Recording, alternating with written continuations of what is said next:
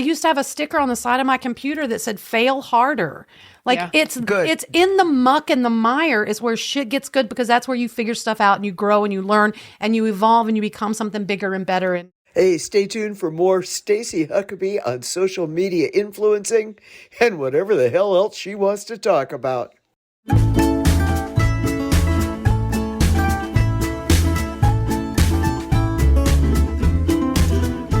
Hey, this is Kelly. And this is Sue. Welcome to Front Porch AF, where friends and neighbors Gather to have a drink and a laugh and figure out how to solve all the problems of the world. Hey, Sue. Hey, Kelly, how are you doing? I'm good. What do we have going on today? Well, first of all, we have our new studio setup. We are here in chairs, and there's a backdrop and everything. Yes, and everything. And everything. So, because this is our third video, and we're uptown. Right. We're uptown downtown, but we are also going to be having a very special guest. Right. Let's do our quick intro of that. Right. Our dear friend, the multi-talent is so weak. It is weak when you think about this. Yes, guest, right. Stacie Huckeba, and and she's going to talk about. Well, she could talk about photography. She could talk about film. She could talk, but she's going to talk about first being a social media influencer. Oh, yeah. All right. I wish there was a camera there and I could say, oh, there is, but it's my little iPhone camera. Okay.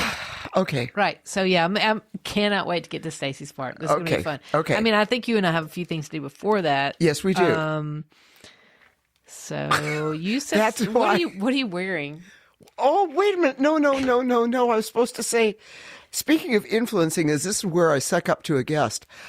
This sweater, which is awesome, and I wish you could see the puff sleeves, is something that Stacie recommended. I went, they had my color, they had my size, and it was such a bargain.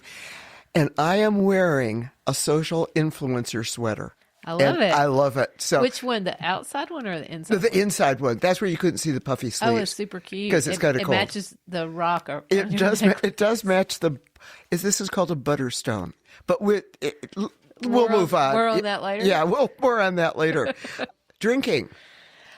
Listen, I'm having my regular Miller Lite in a bottle, but today my huggy is Cut Tools. My Uncle Brent. This was his business. My Uncle Brent passed away last week unexpectedly. I'm really sorry. Really suddenly. And he was a pretty cool dude. And he made these knives. He made patents on all this stuff. Like the knives that serrate our toilet paper and our paper towels. Like, this is Cut Tools. That's what he did. Oh, man. So, I mean, he's pretty cool dude. So, cheers, Uncle Brent.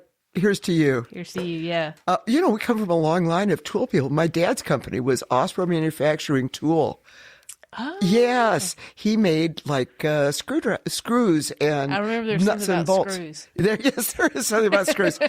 Of course, you would bring that up. And what are you drinking, by the way? I am drinking in solidarity with my husband, our audio engineer and guru and the love of my life. He has to have a little hand surgery tomorrow, and he is not allowed to drink.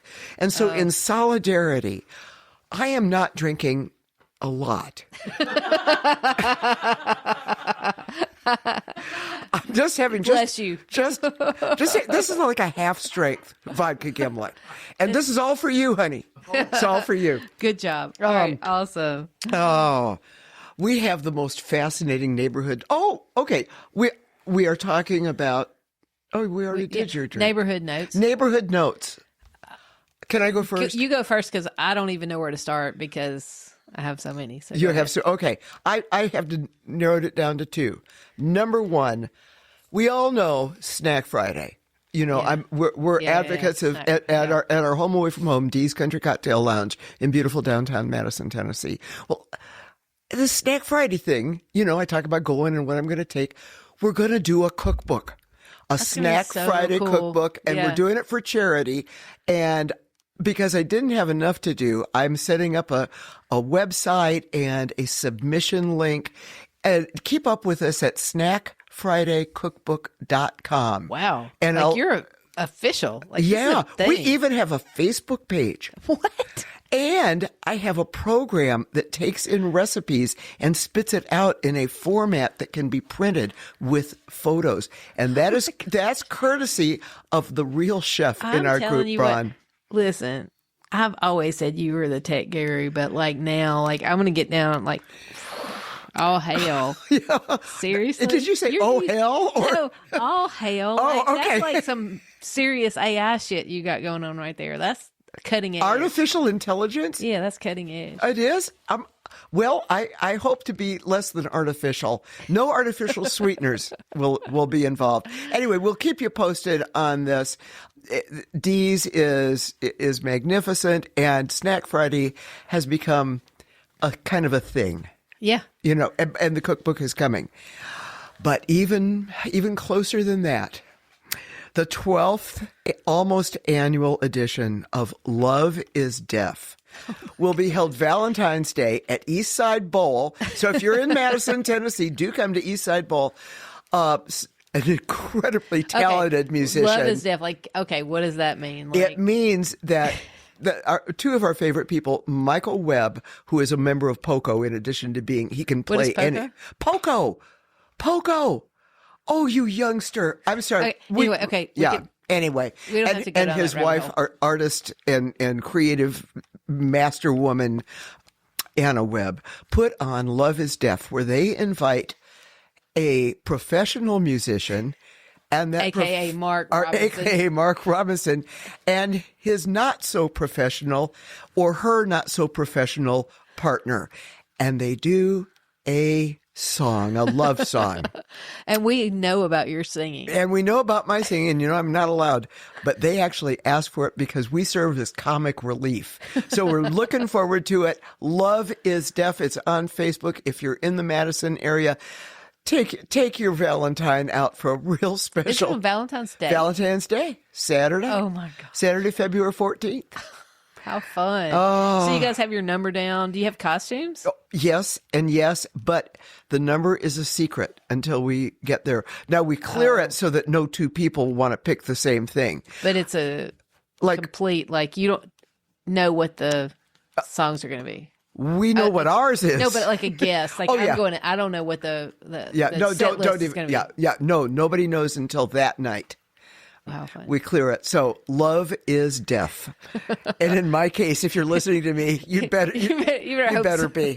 Oh gosh. So now, go on for your. By the way, we just came out of Snowpocalypse, Icepocalypse. Well, Icepocalypse. Icepocalypse. The damage to Davidson County, Middle Tennessee, is devastating. It's been really bad. Like I was without power for 10 days, and yes. I mean, I'm lucky. Like I had a generator, and I have gas furnaces, so I could run. I mean, had a lot of generator adventures. Like we can't even. There's not a long enough podcast to talk about all the things with the generators, but was at least able to keep like first floor of the house, and so pipes and stuff didn't freeze. But just shout out to anybody out there that's been through this and needs, hopefully getting help they need and can find resources they need for this stuff. But in the middle of all this, like regular life was going on, right? Yeah. And trying to go on, yeah. Right? So you got an inch of ice on your trees and they're popping and dropping everywhere. And you're like, I mean, for me, I woke up at 3:45 in the morning to the first fall of something and then walked out in the middle of the night and I'm like, and you just hear like shit popping everywhere. And it's terrifying. But in the middle of all this, again, like regular life. So my friend Robin's been on the pod. She's got Discovery Stables where she does a lot of therapy, animal therapy with equine therapy. She does equine therapy, but she's got cows and she's got goats and dogs and so like there's a lot of things running around there. So there's a little cow out there that had to be euthanized, right? Yes, had to help him across the Rainbow Bridge. Go across the Rainbow Bridge. And so that was a thing. And that was in the middle of... Oh, by the way, for our listeners who don't know, it's not just a random person that they called to help. Kelli is a veterinarian. Oh, yeah. But I didn't... So, like, we called a large animal vet came out. Like, we had to, like, do this in the middle of the night. And we had this whole thing, like, okay, we're going to get her put in a place until I can get Cecile over there to bury her. And Cecile is not a person. Cecile is an earth-moving piece Cecile's of a mini-excavator. Okay, yeah. And so, but I mean, I get this is kind of an interesting story to me. So the cow was in a very good place, and we had tarps, but the animals got into her anyway. Like there's coyotes and fox, stuff like that. And so Robin has 5 dogs, and one of her dogs actually got also into the cow that was, and the barbiturates that were used to euthanize the cow were still present in the meat. And so the little dog comes up and is not in good shape and has to go to the emergency clinic. And just so everybody knows, cut to the chase, the dog survived. And yes, did it is great. fine. Yeah. It's fine. She's home. She's doing great. But at that point, it became an emergency to get this cow buried in the ground, get the cow buried, because we didn't want to have like dead animals all throughout the bend, right? Yeah, yes. So Papa D was here, my stepdad, and we loaded Cecile up onto the trailer in the middle of the night. Well, in the middle of the night, but it was dark, right? Go to Robin's and dig a big hole, and we were able to get Rosie in the ground. So good. Everybody was protected. But That's good. That was probably my biggest adventure. Other than and other uplifting tales. I mean, from the porch. She's properly buried now, and so that's a good thing. By the way, any more neighborhood notes? I mean, I don't know. I mean, like I had to fix a fence today. Piper's here. She helped me fix a fence. And I had Cecile out to dig up. We went dancing. Goodness gracious! The American Legion. I just want to point out to you. Anyway, she complains that she can't see this clock. I can't see the clock. But like, if you don't have anything to do on a Thursday, or if you do have something to do, we can think of something better to do on a Thursday night. There's a new group called Neely's Band. Yeah. And our friends Nikki Bloom, who was on the pod. Who's on the pod. And so every Thursday at the American Legion, they are doing Neely's Band, and it's honky tonkin'.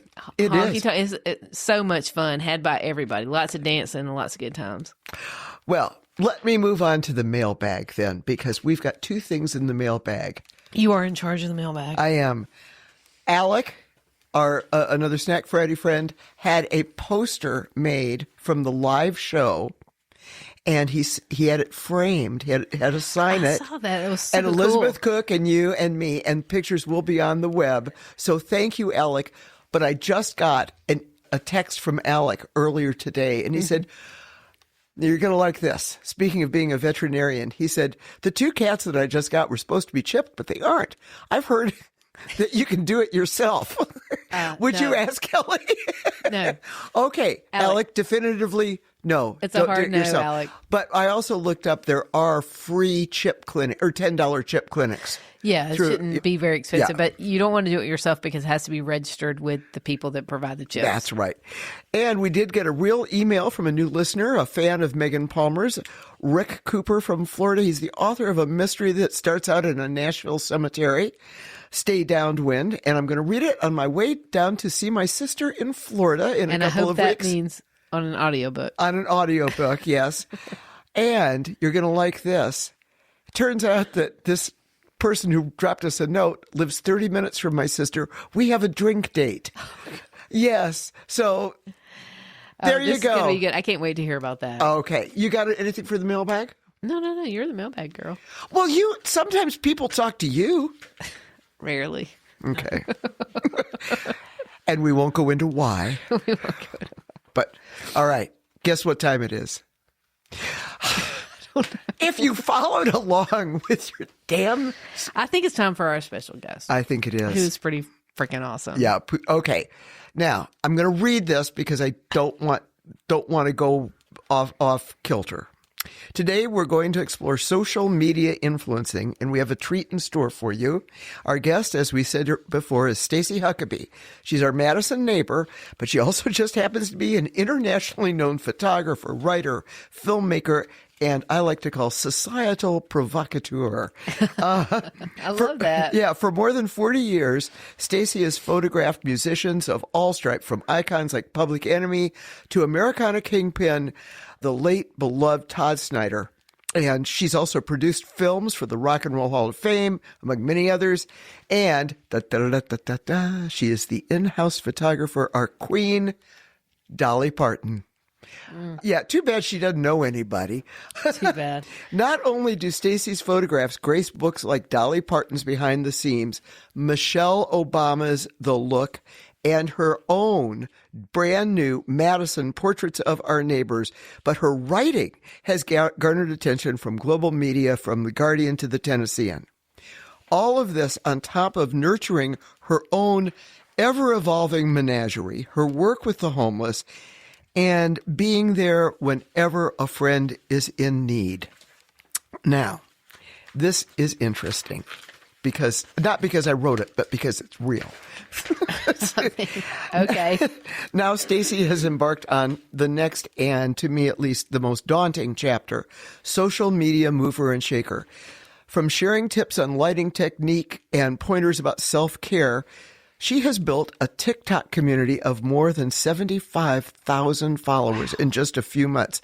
So she's just the person to talk to about all this social media stuff. And now quickly, I first met Stacie Huckeba at the 5 Spot nightclub about maybe 15 years ago. This lanky, stylish woman was photographing whatever band was up on stage, and she moved around with her camera. She's like a field commander. She was intent, in charge, and involved.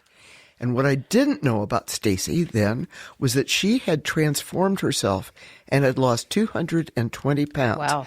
Not just a physical transformation, but a mental and emotional one. And speaking as one who has struggled with weight her entire life, I am in awe.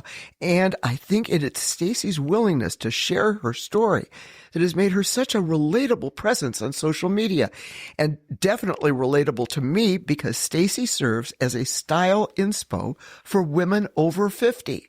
And I just barely make that cut. Just barely. Yeah. So that, without further ado, welcome to our front porch. She's coming in from stage right, Stacie Huckeba. Yay. And the crowd goes wild. Hi, everybody. Hey, Stacie. Wow. Welcome to our porch. Hey, welcome to the front porch, Stacie. Listen, I've got to come back in the summer when it's actually a porch. Oh, yeah. This is Oh, my great. God. Yeah. I haven't been in this basement since you used to do the radio show. Yeah. The double shot with Joe and Sue when you were our guest. I was. Yeah. Okay. I'm going to start this out with I wish I was half as cool as that intro.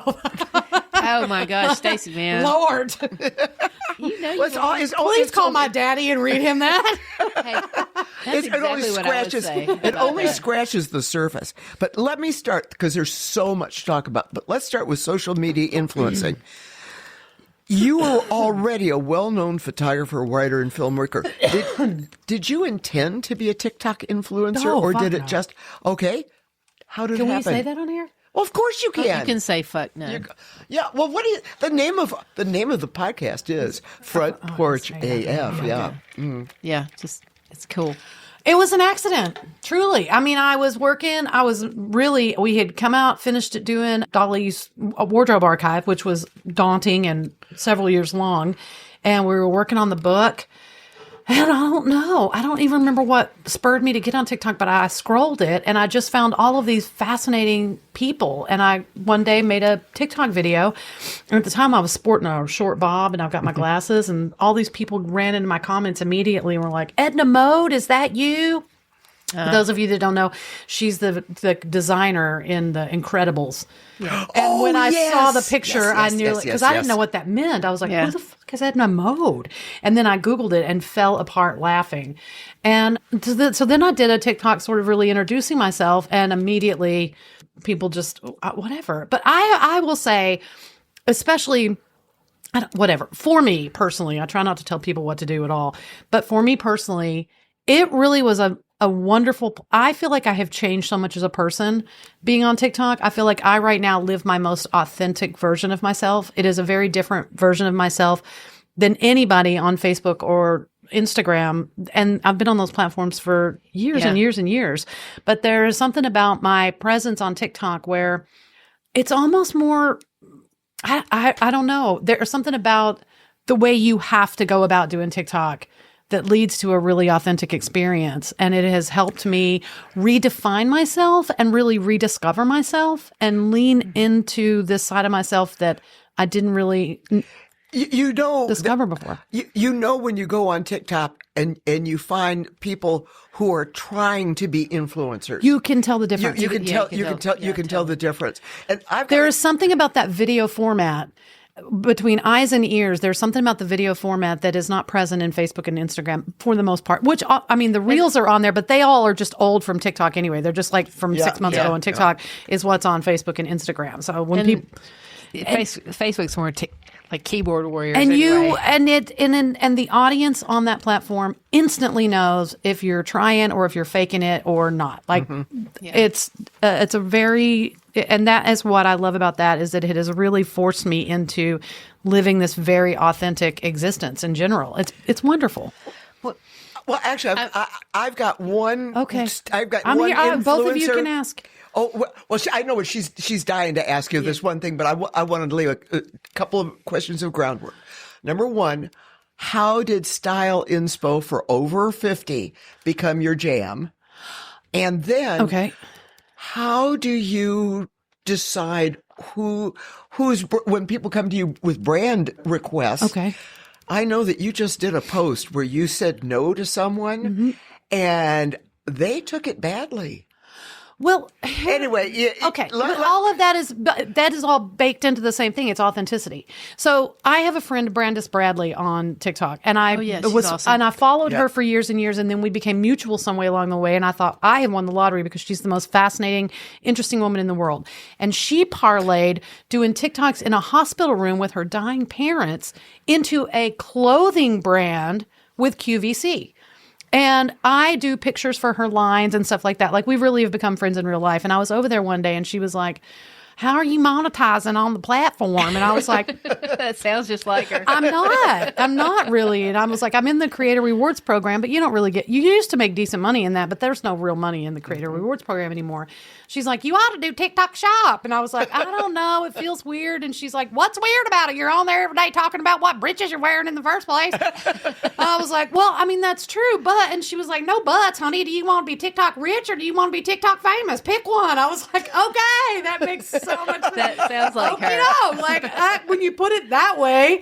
And she was like, you've got all of these people on there following you. And even though TikTok Shop doesn't really work like regular TikTok, the algorithm's different for you. You don't have to have a lot of followers on there to do TikTok Shop. I mean, you have to have a certain amount to get into the program, but your number of followers doesn't have any real variable on how that goes into the FYP. Those brands want to sell those clothes. And that's how I started doing TikTok Shop. But that all ties into why I was already doing it. It was when I took a job for about 7 months working at Banana Republic. Yes. Last year Leon my dog was dying. Remember when I was doing the book and I told you about my dog with his fucking weird, bizarre cancer that they couldn't figure out where it came, very rare form of lymphoma. And he was only supposed to live for 4 months. And the medications were like $1,000 a month to keep him alive. And I was 4 months, that's tough. That's going to be a rough road, but I'll do it. And that little fucker thrived on it and lived for 11 months.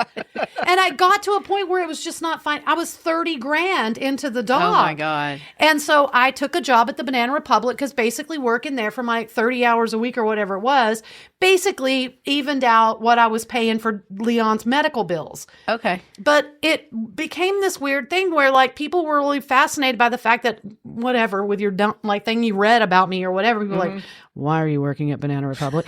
And I would explain it. But also I thought it was a great opportunity for a woman over 50 to like, you don't have to sit around in your t-shirt and pants all the time. Like you can put on clothes that are just Sue's as comfortable. Leaving the room right just now. as easy. No, because you're literally wearing something. It could have been just as easy for you to put on a t-shirt today as That's it is true. to put on that cute sweater. Like, and so I started doing my. We'll get there. This it's your project. It's your summer project, but we'll get there. We'll get there. But. And really, I want people to be authentic to themselves. If you're comfortable in that, then that is great. You know what I mean? I just didn't want women over 50 to feel like because they were over 50 that they had to just like fait accompli and like whatever and give up. And so I would do these, like, get ready, or outfit of the days, or get ready with me. And also because Brandis had turned me on to a lot of like different cosmetic products. And so I was playing with that. And so I would like do these TikToks like while I was in the process of figuring out all this new makeup and stuff on my own. I kind of took my people along with me of like having to get dressed and go to the Banana Republic every day. You know what I mean? And so I love that's how it became, that is how that part of it evolved into quote unquote influencing women over 50 on clothes and fashion and style and that kind of Which stuff. is really ironic because you're 28? Yes. 29? Yes. I love that. Yes. I'm 57 identifying as 28. I identify as 28 years old. Oh, I'm sorry. That's all well. right. So anyway, that's how that came. And as far as like the brands and stuff go, I mean, TikTok Shop works. That's how it works. Like people send you stuff and you try it and wear it. I don't necessarily right out of the gate tell anybody no, except I think you're talking about the bra company because I've Yes. sort of become the titty queen of TikTok. Yep. The girls are Flopsy and Mopsy, and we try out all the bras to let everybody know realistically if these bras work or not. But I did really well with this one bra that I really love and I really believe in. And then a company reached out and was like, hey, we'd love for you to try our bras, which was great, except that they went about it all sketch as hell. They were like, all you have to do is recreate your exact script with ours and we'll give you a higher commission point and like all this stuff. And I was like, no. And not only that, I'm calling you out for being like a totally sleazy company because like that wasn't a script. Like what I talked about with that bra was legitimately how I felt about that bra. I wore that bra because somebody sent it to me and I went out and washed the car. And I didn't have to stuff my tits back in one time while I was bending over into the bucket. You went and washed and I was the like, car in the wow, bra? that is an impressive bra that I never had to stuff on back in. And that was the TikTok that I made. And so it wasn't a script. Like I'm not doing scripts. And so, yeah. And then, but I'm just honest. Like I got a pillow the other night. I did a video the other day. Like, and you know, some people could say that maybe missing out on money opportunities, but I think that in the long run, you're going to I'm more interested in creating a community of people and support them than I am necessarily about making the $3 I'd make off of the selling the pillow. Yeah. I'd rather be like, I loved because it was sort of branded for menopause. There's like a cool side and a soft side and you can adjust the thing. And it's a great concept. And I think with time, that technology will be good. The pillow didn't work for me. Like literally it feels great the second you lay your head on it. 30 seconds later, it's your body temperature. And so, you know, I mean, it'll be there, but I'm honest about it. So even with when people send me clothing samples, like if it runs really small or if the cut's weird or the fabrication is bad or it's not stitched properly, like I will do, like you better be careful if you send me your samples because I'm going to get on there and tell people the truth about it because I want those people to trust me. And so that when I go to them and say, this is a great shirt, like I love that. I wore I know. I wore that exact sweater yesterday. So that when I go to people, I can say the fabric's great, the quality's great, the stitching's great, the sizing is inclusive. Like I love when I can find stuff that's like from an extra small all the way up to like a 5X. Like that's my favorite so that I can be like, it's a size inclusive product. But yeah, I'm going to be honest about that kind of stuff. Well, I think that segues, doesn't it? I think it probably segues pretty good. Stacie, like in general, like, so yeah, the over 50 fit. I'm over 50, so I appreciate the over 50 fit. But how do you think about, like, in totality, thinking about all the things you've done in your life, how do you think about social media and how influencers like you impact our life, like every day in our political climate and all that stuff? Like, how do you think about that? Listen, a lot of negative things can be said about social media. What I feel like when it comes to a platform, if you are a person with a platform, I think that with that comes a certain level of responsibility. Yeah. Day before yesterday, when that post was made by of the Obamas, I sat with that all day long until I finally was like, it is like people also affiliate me with the Obamas because I worked on Michelle's book and I worked on Barack's first campaign. And I was like, it does. Quite frankly, that post was a bridge too far, in my opinion, full stop. there's no excuse for any person, let alone the president of the United States, to post anything that depicts people of color. I don't care if it's Barack and Michelle Obama or the neighbor kids down the street. There is no excuse whatsoever for a fully grown-ass person to depict people of color in that manner, especially when you have to talk about a platform, especially when you are the president of the United States, because it reflects poorly on every person who resides within the borders of this country.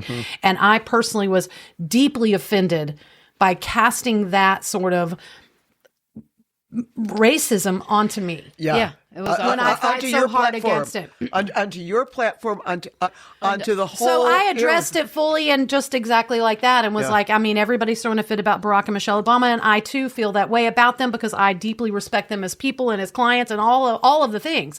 But broader is that is a message that our president portrayed about people of color to the entirety of the world, and it was.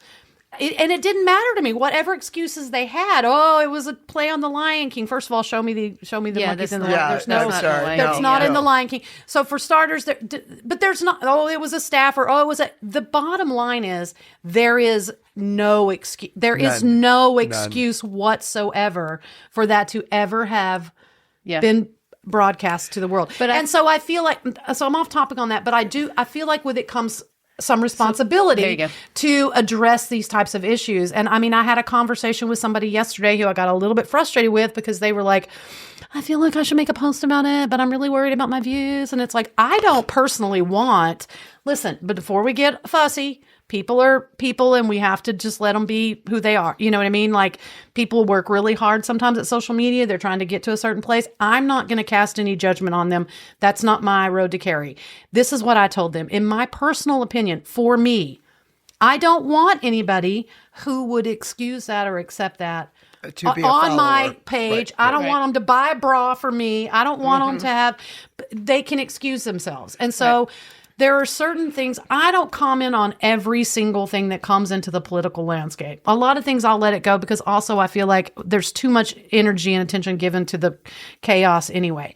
But when it is something that is the killing of Alex Preddy or the posting memes like that, or what, I feel like I have a responsibility because people listen to me to say something about it. And I try to formulate my responses to it in a thoughtful, I try not to be reactionary and get on there and be like, fuck these guys and they're fucking assholes, or be sarcastic or be like, oh yeah, whatever. Like, I try to usually I won't make those posts until several hours later because I need to, first of all, compose myself and then thoughtfully formulate what it is I want to say about that topic. But I also feel like it's a beautiful thing to be able to have that platform, especially if you're going to utilize it in that manner and try to compose something thoughtful to add to the conversation rather than just reacting to the nonsense. Yeah, I mean, I think I totally agree. And I think we did a very early podcast about protest songs. And we're like, protest songs, where are they? And I don't know where they are, but I do think this social media movement and people like you that have this platform and you make these thoughtful responses that we can all listen to and process and share. I think that's very important, and I appreciate what you're. Appreciate, and because you mix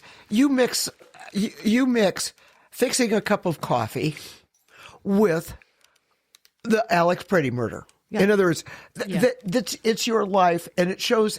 I think it shows that people who are watching you, listening, engaging with you, have all sorts of aspects to their lives. You know, there's and they can't be. You can't be taking your kid to school and working your $12 an hour job and be protesting at the same time. Yeah. This is what I feel like is important about social media, or at least what I have learned from it in my journey through TikTok, is that a lot of social media influencers, quote unquote, get a bad rap. And there are those social media influencers out there that should get a bad rap. And that's all they're doing is promoting a certain thing. But the vast majority of people that are utilizing social media in that way, and especially a platform like TikTok where it is this video capacity, it does. It gives you the opportunity that I was never given on Facebook or Instagram, where everything is so curated. And so being able to see somebody's full, whole life, like from coffee to like somebody like that's got a resume like mine going to work at the Banana Republic. I mean, when I walked into the Banana Republic and I hadn't gotten a job in forever. So I walked in there with literally a printed resume in a folder. The manager looked at me like I'd lost my mind. And then I'm like, well, I was Dolly Parton's photographer, so I know clothes. He was like, what the fuck are you doing here? And I was like, I really need a job. But I took my people with me, like, it shows the gamut. And I don't think that people on traditional social media have yet learned the beauty in allowing people to see those signs of it. And that's what I like so much about this particular platform, is that the flaws, which that has always been something, whether it was Facebook, Instagram, my photography, my books, and you've known me for a long time, or talking about my weight loss journey, like the flaws are where the good shit is. Like that is where the magic lays, in overcoming tragedy and digging your way out. And I used to have a sticker on the side of my computer that said "fail harder." Like it's good. It's in the muck and the mire is where shit gets good, because that's where you figure stuff out and you grow and you learn and you evolve and you become something bigger and better. And I think it's inspiring. I mean, people get into all kinds of sticky situations. I thought it was important for me to show to the world that you can have a great career and you can have this beautiful resume. And sometimes life is going to hand you a shit sandwich with ketchup, and you're going to have to truck yourself out to Opry Mills and sell fucking shorts. I took a job. You got to do it. Yeah, I love it. I thought it was important for people to see that. Okay, I will tell you that I took a job selling fake hair in 1969 in that hair shopping. I was a stone cold hippie, and I needed money. So for $2 an hour, I sold wigs and mustaches, and so you do what you have to do. Do what you're going to do. You have, as long as it's legal. Now, we have. By the way, that's a different podcast. We unfortunately have kind of a shorter life to our podcast than others. Would you be able to stick around after we wrap this up for a bonus segment?